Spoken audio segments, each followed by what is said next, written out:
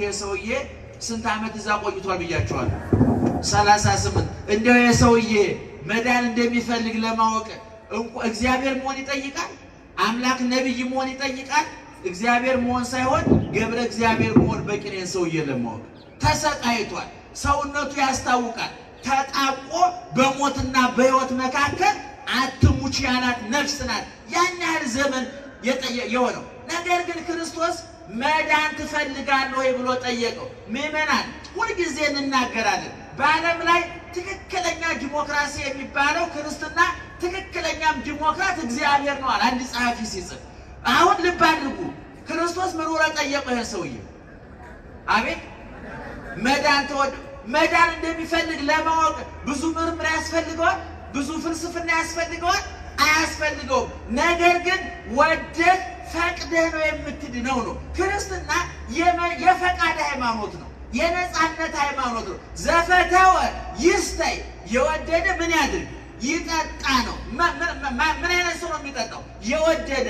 እመኑ ብየ እመኑብኝ ይላል እንጂ እግዚአብሔር እጅ ጠምዞ መብረቅ አውርዶ በተአምር ማሳመን ይችል ነበር። እግዚአብሔር አላደረገውም። ሰዎች ነፃ ፈቃዳቸውን ተጠቅመው አምነው ሊድኑ እንጂ እጃቸውን ተጠምዘው በግድ እንኳን እግዚአብሔር ሐኪም እንኳን ሆድ ሊቀድስ ሲፈልግ በኦፕራሲዮን መፈረም አለብን አይደለም? ሳያስፈርም ወደሚቀድ ዱርዬ ነው። ታውቁታላችሁ። የዱርዬው ደግሞ ከዚህ በፊት ተናግሬያለሁ። ቀዶ ብተና ነው ይባላል። ቀዶ ጥገና አይደለም። ዱርዬ ሆድ ሲቀድ ከየትም ሊጀምር ይችላል። ምክንያቱም መልሶ ስለማይሰማው እሱ ምን ቸገረው? ዶክተሩ ግን ሆድ ሲቀድ ተጠንቅቆ ቀደደም አይባል፣ ሆድ ቀደደም አይባል። የዱርዬ ነው ቀዶ ጥገና ነው፣ ኦፕራሲዮን ነው የሚባለው አይደለ? እንኳን እግዚአብሔር ሐኪሞች እንኳን ሳያስፈቅዱ ሰውን ኦፕራሲዮን ያደርጉ። እግዚአብሔር መዳን ትፈልጋለህ ያለው ሰውየው እንደው በእውነቱ ወንጌላዊ ዝርዝር ጉዳዩን ስላልጻፈልን ነው እንጂ ሳይደንቀው ሳይገርመው አይቀርም። አዎ ጌታዬ መዳን እፈልጋለሁ፣ ነገር ግን ምን ዋጋ አለው?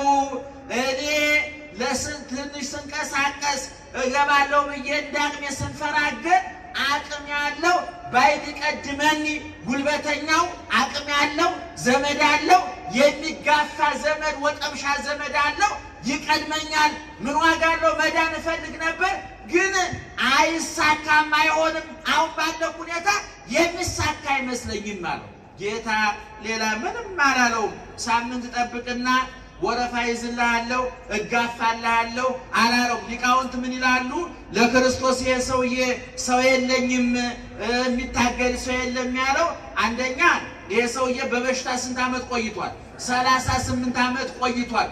በስንት ዓመቱ እንደታመመ ባይታወቅም ቢያንስ ግን ይሄ ሰውዬ 38 ዓመት እንደው 40-50 ዓመት ይሆነዋል በእድሜው ማለት ነው። ክርስቶስ ደግሞ ይህን ሰውዬ ሲፈውስ የ31 ዓመት ወጣት ነበረ። ስለዚህ ተጋፍቶ ተጋፍቶ ያስገባኛል ብሎ ጉልበቱን ሰውነቱን ተክለ ሰውነቱን አይቶ፣ ሁለተኛ ደግሞ ክርስቶስን አጅቦ የመጣ ብዙ እንጀራ ለመብላትም ተአምር ለማየትም ትምህርት ለመስማትም ግርግር ብሎ የመጣ ሕዝብ ስለነበረ አንተ እስኪ ሳምንት ቅዳሜ ጠብቅና ወረፋ ጠብቀ ማንም ሳይቀድመው ወደ ጠበሉ ወሩረው ብሎ ያዝልኛል ብሎ ነበር ይላሉ ሊቃውንት። ነገር ግን ክርስቶስ እንደ ሊቃውንቱም እንደ ሰውየውም ሐሳብ አላደረገም። ጸበሉን እስከ ሳምንት አልጠበቀም። ቀኑ ቅዳሜ ነው። ያን ቀን ደግሞ አስቀድሞ ሌላ ጸበልተኛ ተፈውሶ ገና ሌላ ቅዳሜ መጠበቅ አለበት። የሰው ስንት ቀን መጠበቅ አለበት? 8 ቀን። ጌታ ሌላ አማራጭ አደረገ። ተነስና የተኛበትን አልጋ ተሸክመ ሂድ አለው። መመሪያ ሰጠ። ማገገሚያ ጊዜ አላለም እግዚአብሔር። ይህን ብላ ያን ጠጣ፣ እንዲህ አድርግ፣ ተንቀሳቀስ፣ ስፖርት ስራ አላለም። ለዚህ ነው ሊቃውንተ ቤተ ክርስቲያን እግዚአብሔር ሲፈውስ አሰረ ደዌ ምልክት የለውም ይላሉ። ጠባሳ የለውም የክርስቶስ ፈውስ። ይቅር ሲልም ይቅርታው ትራፊ የለውም፣ ሲፈውስም ፈውሱ ጠባሳ የለውም። እግዚአብሔር ይቅር ካለ ይቅር አለ ነው። ሙሉ ይቅርታ ነው የሚያደርግ። ታውቃላችሁ እኛ ይቅር ስንል እንደው ያየበደልነው ሰው የተጣላነው ሰው ይቅር ብለነው አጣቂም ቦታ አንድ ቀን ብናገኘው አንለቀው። አገኘው አይደለም ያን ጊዜ ይቅር ያልኩህ እኮ አቅም አንሶኝ እንጂ አሁን ሰላላለሁ። እግዚአብሔር ይቅር ካለ ይቅር አለ ነው። አመንዝሮቹን ደናግል አድርጓቸዋል። ወንበዴዎቹን የገነት ባለቤት አድርጓቸዋል። እነ ጴጥሮስ እነ ጳውሎስን ቀይሮ ሐዋርያት ቅዱሳን አድርጓቸዋል። እግዚአብሔር ይቅር ካለ ትራፊ ይቅርታ የለው፣ የይቅርታ ትራፊ የለው፣ ፈውሱም ጠባሳ የለው። ተነስና አልጋህን ተሸክመህ ሂድ አለው። ጸበሉን ጠብቅ አላለውም። ፈውሱ በብዙ መንገድ ይደረጋል ማለት ነው። ይሄ ማለት ጸበሉን አይፈልገውም፣ ጸበሉ ልክ አይደለም እያለ አይደለም ኢየሱስ ክርስቶስ። በዚሁ ወንጌል ምዕራፍ 9 ላይ ደግሞ ሌላ በሽተኛ ፈውሷል ኢየሱስ ክርስቶስ። ግንባር ልሙጥ ግንባር የነበረ አይነ ስውር አይደለም የሚያኘው ልሙጥ ነው። የአይን ቅርጽ ያልነበረው ያኛው ምን አደረገ? ምራቁን እንትፍ ብሎ ጭቃ ግንባሩን ቀብቶ ሁርት ሐጸብ በምጥማቃተ ሰሊሆን በሚባል በፈሳሽ ውሃ ሂድና ታጠብ ብሎታል። አያችሁ፣ አስፈላጊ ሲሆን በውሃ ይፈውሳል፣ አስፈላጊ ሲሆን በአፈር ይፈውሳል፣ አስፈላጊ ሲሆን በእንጨት ይፈውሳል፣ አስፈላጊ ሲሆን በቃሉ ይፈውሳል። አሁን ተነስና አልጋህን ተሸክመህ ምን በል ሂድ አለው። ስንት ዓመቱ ነው የሰውዬ? 38 ዓመት። እንኳን በበሽታ ዝም ብሎ መኖር እየሰለቻቸው ሰዎች ታንቀው ይሞታል። አንድ ሰውዬ በትዳር 40 ዓመት የቆዩ ሰዎች ላይ ተገኝቶ 40 ዓመት እንኳን በትዳር ዝም ብሎ መኖር ይሰለቻል። እንኳን በትዳርና 38 ዓመት በበሽታ የኖረ ካልጋ ተንቀሳቅሶ የማያውቅ ልምሾ የሆነ እጁ እግሩ የሰለለ ቆዳው የሰለለ ሰውነቱ ያለቀ ተስፋ የቆረጠ ሰው ተነስ አልጋህን ተሸክመህ ሲለው አዲስ ፍጥረት ሆነ፣ ወጠምሻ ሆነ፣ ጉልበተኛ ሆነ። የቀደመ ውበቱ የቀደመ መልኩ ተመለሰለትና አልጋውን ተሸክሞ ወደ ቤቱ ሄደ። ይህ ሰው የተፈወሰበት ቀን ደግሞ ምን ቀን ነው ብያችኋለሁ? የሰንበት ቀን። ሰዎች በዘመኑ የነበሩ ካህናት አገኙትና አንተ ዛሬ እኮ ቅዳሜ ነው፣ እንዴት በቅዳሜ ቀን አልጋ ተሸክመ ወደዚህ ወዳ ትላለህ ብለው አምባጓሮ አነሱ። 38 ዓመት ሙሉ አልጋ ላይ ተጣብቆ መዳን እየናፈቀው ሕይወት እየናፈቀው መንቀሳቀስ እየናፈቀው የት ወደህ ምን በላህ ምን ለበስ ምን እናድርግልህ ብለው ጠይቀውት የማያውቁ ሰዎች አሁን ሲድን ሌላ ችግር አመጡ። ከዛ በኋላ እረኔ አይደል ሰውየው በእውነቱ እንዳው ያልጋ ጥገኛ በሽታው የስጋ ብቻ የአይምሮ በሽተኛም ነበር፣ መጥፎ ሰው ነበር። ይገርማቸዋል። በኃጢአቱ ጭምር ነው መከራ የመጣበት ብሎ መጽሐፉ። ምክንያቱም ክርስቶስ ሁለተኛ እንዳትበድል ብሎታል። በፊት በድሎ ነበር ማለት ነው። ሁለተኛ እንዳትበድል ካሉ ከዛ በኋላ እኔ ምን ላድርግ አልጋህን ተሸክመህ ሂድ አለኝ እኮ እሱ ነው። እኔ ምን ላድርግ ብሎ ከሳሽ ሆነ። ልባሉ ማን ነው እሱ? እኔ አላውቀውም። በኋላ በሕዝብ መካከል ክርስቶስን ሲያገኘው አሁን መጣልኝ፣ ሳየው መጣ፣ ስሙ ጠፍቶ የነበረ ይህ ሰውዬ ነው የፈወሰኝ ብሎ ክርስቶስን ጠቁሞ ለጠላቶቹ አስያዘው፣ አሳልፎ ሰጠው ማለት ነው። ከዛ በኋላ አይሁድ ደግሞ ጠምደውት ነበር ክርስቶስንና አንደኛ ሰንበትን ይሽራል፣ ሁለተኛ ራሱን እግዚአብሔር አባቴ ነው ይላል ማለት ያስተኤር ይርሶ ምስለ እግዚአብሔር ራሱን ከእግዚአብሔር ጋር ያስተካክላል ብለው በጠላትነት ተነስተውበት ነበርና ጠላቶቹ ክሳቸውን አጠናከሩ፣ ጥላቻቸውን ጨመሩ። ክርስቶስ በዚህ ጊዜ እንዲህ አለ፣ አውዬ እስከ ይዜ ይገብር፣ አባቴ እስከ ዛሬ እየሰራ ነበረ። ክረምትና በጋውን ያመላልሳል፣ ማያትን ውሃዎችን ያፈሳል፣ ፍጥረታትን ይመግባል። እኔም ይህንኑ አደርጋለሁ። እግዚአብሔር ጋር አስተካክላለሁ ብቻ ሳይሆን ራሴ ማን ነኝ ማለቱ ነው፣ እግዚአብሔር ነኝ ማለቱ ነው። ስለዚህ ከዚህ በኋላ ሰዎች አብን እንደሚያከብሩት ወልድን ያከብሩት ዘንድ ስልጣን ሰጠው። አብ ለሙታን ሕይወት እንደሚሰጣቸው ወልድም ሕይወት ይሰጣቸው ዘንድ ክርስቶስ ሕይወት ሰጭ አምላክ ፈጣሪ መሆኑን ተናገር። ባጭሩ ምእመናን ሰንበት ነው። እጥር ምጥን ሰብሰብ አድርገን እንንገራችሁ። ይሄ የዛሬ 2000 ዓመት የተፈጸመ እውነተኛ ታሪክ ነው። ክርስቶስ ካደረጋቸው ተአምራት መካከል ነው። ጸበሉ የዛሬ 2000 ዓመት የነበረ ነው። በሽተኞቹ የዛሬ 2000 ዓመት የነበሩ ናቸው። ይሄ ያልኳቸው አልጋውን ተሸክሞ ሂዶ እንደገና ከሳሽና ወንጃ የሆነው ሰውዬ ዛሬ የለም። እኛ ምንድነው የምንማረው? ከዚህ ምን መማር አለብን? ዛሬ ጸበሉ ዛሬም አለ፣ በሽተኞቹ ዛሬም አሉ። ሊቃውንተ ቤተ ክርስቲያን በሽታን በሁለት ይከፍሉታል። ስጋዊ በሽታና የነፍስ በሽታ፣ ሕማመ ስጋና ሕማመ ነፍስ፣ ደዌ ስጋና ደዌ ነፍስ ብለው በሁለት ይከፍሉታል። የስጋ በሽታ እንደምታዩት ነው። ሰው አይኑን ሊያጣ ይችላል፣ ጆሮውን ሊያጣ ይችላል፣ እጁን እግሩን ሊያጣ ይችላል። በውስጥ ደዌ፣ በካንሰሩ፣ በኤችአይቪ በብዙ አይነት በሽታ ሊሞት ይችላል። ይሄ ስጋዊ በሽታ ነው። የነፍስ በሽታ ደግሞ ከውስጥ ነው። የነፍስ ደዌሃ ለነፍስ ኃጢአት፣ የነፍስ ደግሞ በሽታዋ ምንድነው? ኃጢአት ነው። እግዚአብሔር ከሁለቱም በሽታ መፈወስ ይችላል። ሊቃውንት ምን ይላሉ? ህሙማነ ነፍስን ህሙማነ ስጋን በተአምራት ህሙማነ ነፍስን በትምህርት። ወገኖቼ ብዙዎቻችን ከውጭ ያለው ጆሮአችን ይሰማል፣ አይናችን ያያል፣ እጃችን እግራችን ይጨብጣል፣ ይራመዳል፣ ልባችን ደም ይረጫል፣ ያሰራጫል፣ ኩላሊታችን ያጣራል፣ ጉበታችን ሁሉ ስራ ላይ ነው። ግን የነዚህ መሟላት የጤነኝነት ምልክት ነው ወይ? አንዳንዱ በውስጡ የታመመ አለ፣ በውስጥ የሚያነባ ህይወቱ የታወከ ሰላም ያጣ አይምሮ ረፍት ያጣ በኃጢአት አልጋ ላይ የተኛ 38 ዓመት የቃመ ሰው የለም። 38 ዓመት የጠጣ ሰው የለም። 38 ዓመት ያመነዘረ ሰው የለም። 38 ዓመት ሙሉ በነፍሰ ገዳይነት፣ በቂም፣ በበቀል፣ በሟርት፣ በመተት፣ በጥላቻ የተዋጠ ሰው የለም። ክርስቶስ ከአልጋህን ተሸክመ ኪደን ሊለው የሚገባ በመካከላችን የለም ወይ ብለን ስንጠይቅ ዛሬም አለ። ፈውሱ ዛሬም አለ። እግዚአብሔር እስራ ላይ ነው። ኦርቶዶክሳዊ ተዋሕዶ ቤተክርስቲያን እስራ ላይ ናት። ዛሬም እግዚአብሔር የሞቱትን ያስነሳል። ዛሬም እግዚአብሔር ተስፋ የቆረጡትን ተስፋ ያለመልማል። እግዚአብሔር በወጀብና በአውሎ ነፋስ ውስጥ ምን አለው? መንገድ አለው። በምን ውስጥ? በወጀብ ውስጥ፣ በአውሎ ነፋስ ውስጥ። ዓለም መንገድ የለውም ብሎ እስኪ ልብ አድርጉ። ይሄ በሽተኛ 38 ዓመት አልጋ ላይ ተኝቶ እንደው አንድ ቀን የተኛውበትን አልጋ ተሸክሜ ሄዳለሁ ብሎ አስቦ የሚያስብ ይመስላችኋል? አላሰበም። እንደው እንጭልጫይ ትንሽ ተስፋ የነበረችው ምንድነው?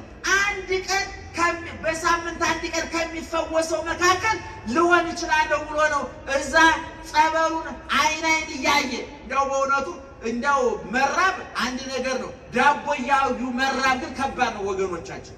ዳቦ ፊት ለፊታችሁ ምግቡ ተዘጋጅቶ አይናችሁ እያየ መራብ ስቃይ ነው። ውሃ ጥም ይዟችሁ ውሃ ፊታችሁ እያለ መጠማት ከባድ ነው። ይሄ ሰውዬ 38 ዓመት ሙሉ አልጋ ላይ ተጣብቆ የቆየው ጸበሉን ያየዋል አያየውም? ያየዋል አያየውም? ያየዋል። ፊት ለፊት ጸበሉ ሰውየው በሳምንት አንድ ቀን 38 ዓመት እኮ እንደው በሳምንት አንድ ቀን 38ን በ52 ብታባዙት ስንት ሰው እንደተፈወሰ ይታወቃል።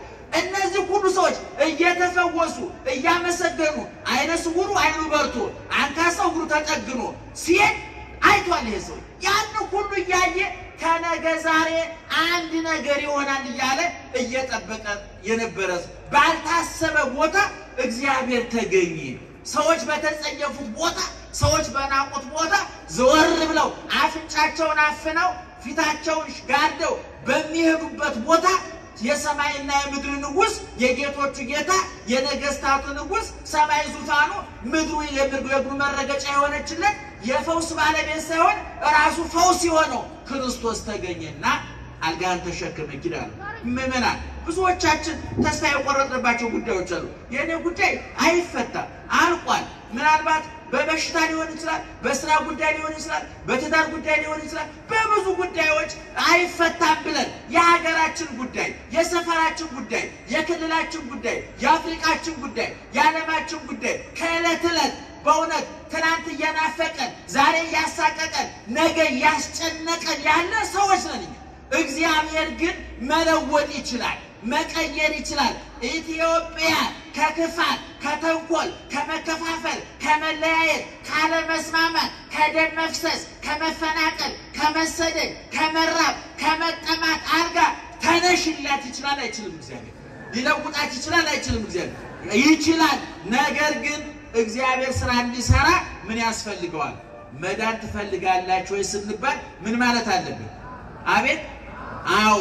የሰውዬ አዎ ብሎ ነበር። ቀጥሎ ግን ምንድነው ያለው? ነገር ግን ብሎ የጨመራት ነገር አለ። ምን የለኝም አለ። ሰው የለኝም ማለት እኛ ሰው አለን ይክበር ይመስገን። በመጀመሪያ እግዚአብሔር አለን ብቻ አይደለም እግዚአብሔር እንደኛው ሰው የሆነ በአጭር ቁመት በጠባብ ደረት የተወሰነ በበረት የተገኘ በዮርዳኖስ የተገኘ በቀራንዮ የተገኘ የተራበ የተጠማ ረሃባችንን እንደ አምላክነቱ ብቻ ሳይሆን እንደ ሰውነቱ ዳሶ ተርቦ ረሃባችንን አይቶታል። ተጠምቶ ጥማችንን አይቶታል። ተራብቶ ብርድን ቀምሶታል። ሙቶ ሞትን ቀምሶታል። ተሰድቦ የስድብን ምሬት ቀምሶታል። መሰደዱን ቀምሶታል። ሁሉን ነገር ያውቀዋል የኛ ጌታ። ስለዚህ እኛ ሰው የለንም ብቻ ሳይሆን አምላካችን ከማን ጋር ነው? ከኛ ጋራ ነው።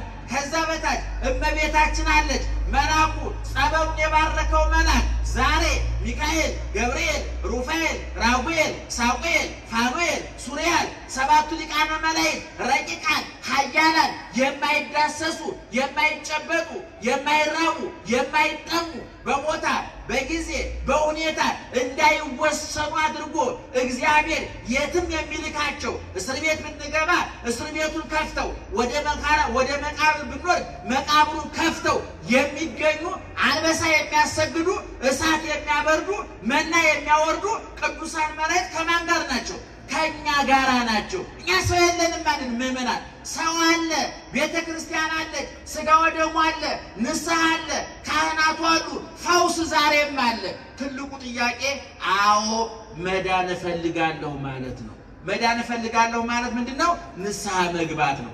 እኔ የዛሬ 4 ዓመት አንድ ጋዜጠኛ ጨርሻለሁ እንዲህ ብሎ ጠየቀኝ። እንደው ኢትዮጵያ ውስጥ ብዙ ሃይማኖቶች አሉ። በየሃይማኖቱ ብዙ ጸሎት ይጸለያል። በቤተ ክርስቲያን ማይሌቱ አለ፣ ሰዓታቱ አለ፣ ቅዳሴው አለ፣ ንግሱ አለ። ህዝቡ ቤተ ክርስቲያን ያጣብቀዋል፣ ያጨናንቀዋል። ነገር ግን መከራው ሊቆም አልቻለም፣ ችግሩ ሊቆም አልቻለም። ለምንድነው ይሄ ሁሉ ጸሎት መፍትሄ ያላመጣው ብሎ ጠየቀኝ። ምናልባት እኔ በትክክል አልተደወለም ማለት ነው ብዬ ነው የመለሱት ባጭሩ። አንዳንድ ጊዜ ስልክ ስትደውሉ ያኛው የደወላችሁለት ሰውዬ እያወራበት ከሆነ ምን ይላል? አቤት ተይዟል ይላል አይደል? ዝግ ከሆነስ ዝግ ነው ይላል አይደል? በእኛና በእግዚአብሔር መካከል ያለው የስልኩ መስመር ክፍት ለመሆኑ እርግጠኛ ናችሁ? ከእግዚአብሔር በኩል ስልኩ ጥሩ ነው፣ በእኛ በኩል ኔትወርክ የለም። ታውቃላችሁ አሁን እነዚህ አሜሪካን ስንደውል የእነሱ ኔትወርክ ይሰራል፣ የእኛ ኔትወርክ አይሰራም። ስለዚህ ከመነሻው ነው ችግሩ ማለት ነው። አያችሁ እኛ ጋር ነው ያለው። በትንቢተ ኢሳይያስ ምዕራፍ 59 ቁጥር 1 ላይ እንዲህ ብሎ ተናገረ እግዚአብሔር፣ ጆሮዬ ከመስማት አልደነቆረም፣ እጄ ከማዳን አላጠረም። ዛሬም ስራ ላይ ነኝ፣ ነገር ግን በእናንተና በእኔ መካከል ኃጢአታችሁ ግድግዳ ሆኖ ቆሟል።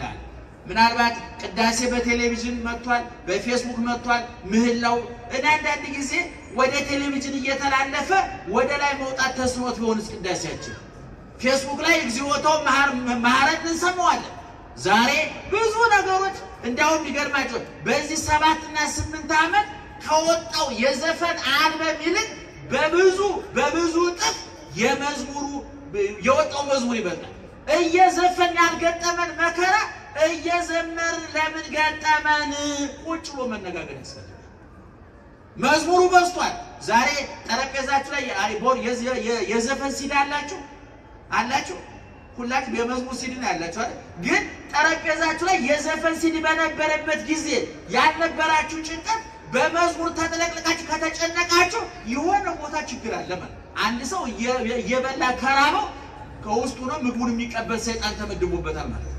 እየለበሰ ከበረደው ውስጡን ነው። አንዳንድ ሰው የውስጡን ብርድ ለማስታገስ ከውጭ ልብስ ያመጣል። አሁን ብዙ ጊዜ እነዚህ ኮስሞቲክስ የሚያበዙ መቀባባት የሚያበዙ ሴቶችም ወንዶችም ውስጣቸው ነፃነት የሌላቸው ናቸው። ውስጣችን የሚጠራጠሩ ናቸው። ውስጣችን የሚተማመኑ ሰዎች እንደው እንደ ፒያሳ ህንፃ አይቀባቡ። የሚገርማቸዋል ኮንፊደንስ አለ። ብዙ ጊዜ ኮንፊደንስ 10 ጊዜ መስታወት ካየች አዲስ ሴት ራሷን ተጠራጥሯለች ማለት ነው። እና አዲስ አፍንጫ ተፈጥሮ ያድር ያለው የነበረሽ አፍንጫ እኮ ነው። አንዳንዱ ሰው ቋት መጥቶ አፍንጫ እንደውም ሊቃውንት ምን ከመጠን በላይ መስታወት ላይ ማፍጠጥ ከራስ ጋር ዝሙት መውደቅ ነው ይላል። በተለይ ወንዶቹ ያውን ወንድ ልጅ ተቀባብቶ መስታወት አፍጦ እንዴ ወደ ሴት ማሽቆልቆል ይባላል። ሐሞቱ የፈሰሰ ወንድ ልጅ እንደው ጀግና እንጂ ብል ቆንጆ ይባላል። የወንድ ቆንጆ የለም። እንትና የሰማይ ነው የወንድ ጀግና ነው ያለ። አሁን ሐሞቱ ፈሶ ተቀባብቶ ምን ብሎ በየቲክቶክ ሁሉ ወንድ ልጅ እንደው ጸጉሩን አበጥሮ ሽቶ ተቀብቶ መከራ የሰውየው ውስጡ ሸቷል ገምቷል ማለት ሞራሉ ወድቋል ማለት የወንድነቱ ወንድ ከርቶታል ማለት የጣላን ቢመጣ እንኳን ሊመክት ነው አሳልፎ ይሰጣል። ምክንያቱም የሆነ ቀባት ይሰጠዋል እሱን ሲቀባባው አበል እኔ ማርያም ከልቤ ነው የምላችሁ። እንደውም በእውነቱ ጣሊያን በአሁኑ ጊዜ መልሳ ብትመጣ እኮ በጣም ቀላል ነው። የጦር አውሮፕላን አያስፈልጋትም፣ መድፍ አያስፈልግ በቃ አይፎን ጭኖ መምጣት እኮ ነው። ያን ወጣት ታድለዋለች በቲክቶክ ላይ ሲጠመድ ነዳጅ ቆፍራ ትወስዳለች። አባቶቻችን ጊዜ ባጣና በዱላ እኮ ነው የገጠሙት። ይገርማቸዋል በዱላ እግዚአብሔር ይክበር ይመስል እና በእውነቱ ራሳችንን ገምግም። ይሄ በሽተኛ በስንት ዓመቱ ነው የተፈወሰው? በ30 ተስፋ ቆርጦ የለም ወደ ቤት የመልሱኝ እዚህ ምንም ለውጥ አላመጣም ቤት የመልሱኝ ሊፈወስ ነበር። የሰውዬ አይፈወስም።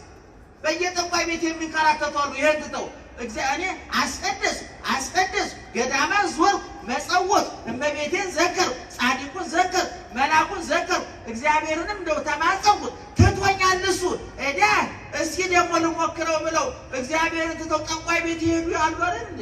ጸበሉ ትተው ድራፍት የተጋቱ አሉ አይደል እንዴ? እጣኑ ትተው በሲጋራ የታጠኑ አሉ አይደል እንዴ? ደህና